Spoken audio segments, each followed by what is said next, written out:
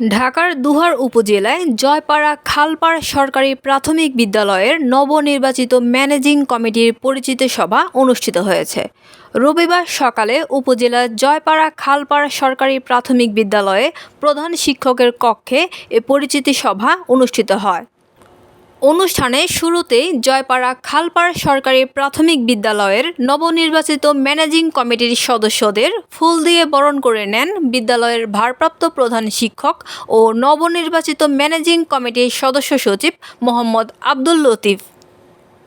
নবনির্বাচিত ম্যানেজিং কমিটির নেতৃবৃন্দরা বলেন, বিদ্যালয়ের শিক্ষার মান উন্নয়নে নবনির্বাচিত ম্যানেজিং কমিটি সর্বাত্মক সহযোগিতা করবে।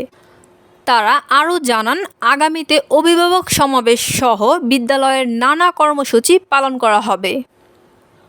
উপস্থিত ছিলেন জয়পাড়া খালপাড় সরকারি প্রাথমিক বিদ্যালয়ের নবনির্বাচিত ম্যানেজিং কমিটির সভাপতি দেওয়ান এএস ফরিদ, সহসভাপতি মোহাম্মদ শহীদুল ইসলাম, অভিভাবক সদস্য পূজা বসাক, দেওয়ান জাহিদুল আলম আলমগীর, মোহাম্মদ দেলোয়ার, শারমিন আক্তার, সুলতানা রাজিয়া, শেখ আকরাম আলী, মোহাম্মদ মাসুমা ইয়াসমিন সহ শিক্ষক ও শিক্ষিকাবৃন্দ।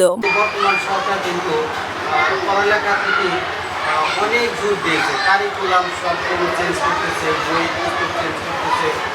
তারপরে আপনারা জানেন ইমিডিয়েট আমাদের যে এফএলএন কার্যক্রম, ফাউন্ডেশনাল লিটারেসি অ্যান্ড নিউমেরিসি, মৌলিক সাক্ষরতা জ্ঞান ও সংখ্যা, সাক্ষরতা সংখ্যা জ্ঞান, এটা হলো আমরা করছি আগে ক্লাসে বেসলাইন তৈরি করছি।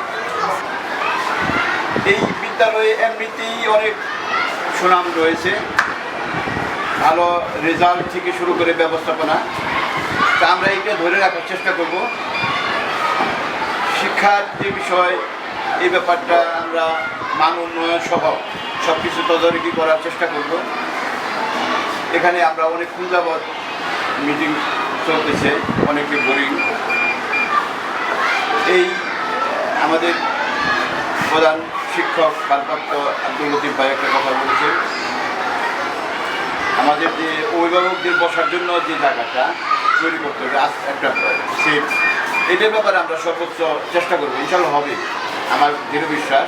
কেন এই বিদ্যালয়টা দুহার উপজেলার ভিতরে সরকারি যতগুলি প্রতিষ্ঠান, যতগুলি স্কুল আছে তার মধ্যে যেন সবচেয়ে সুন্দর এবং মানসম্পন্ন একটি বিদ্যালয় হয়। এই বিদ্যালয়ের যত উন্নয়ন আছে, যত কিছু আছে, যদি আমাদের কোনো প্রয়োজন হয় তাহলে আপনারা আমাকে বলবেন, আমি সভাপতিকে বলবো।